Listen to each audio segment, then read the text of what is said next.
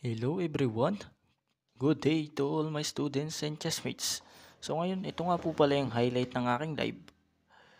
Kalaban ko po dito si Toltol from Ukraine, PD Master.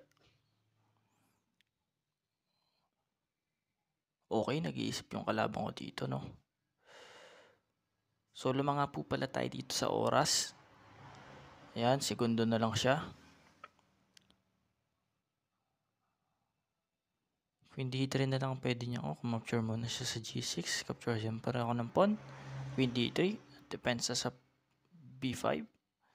Rook B8. Or Rook to A5. So yan, Rook to A5 na lang. Mas maganda para active. Yan, capture na natin yung pawn sa B5. King iwas. Okay, queen to queen na. Iwas siya. King G6. Rook A2, second rank. Yan, pinapa-capture ko yung D6. Okay, in-capture niya. Capture din ako sa B2. Okay, tatagalan siya. Nag-push siya E5. Ano kaya? Kaka-capture siya sa F6. Hindi ako pwedeng capture sa G2. So, kailangan ko mag Queen to E2. Kaka-capture siya sa F6. Okay, isip po tayo dito. King H7.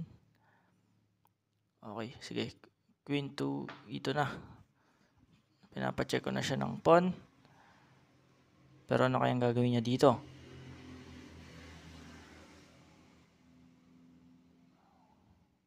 So, ang ginawa niya, chumik siya ng queen sa D7. Siyempre, cover tayo ng rook sa F7. Chumik siya ng pawn. King H6. Angat. Queen H3. Check. Cover tayo ng queen. Queen to queen. Chumik ulit siya. Queen to queen. Okay, nanalo tayo sa oras. Yun, no?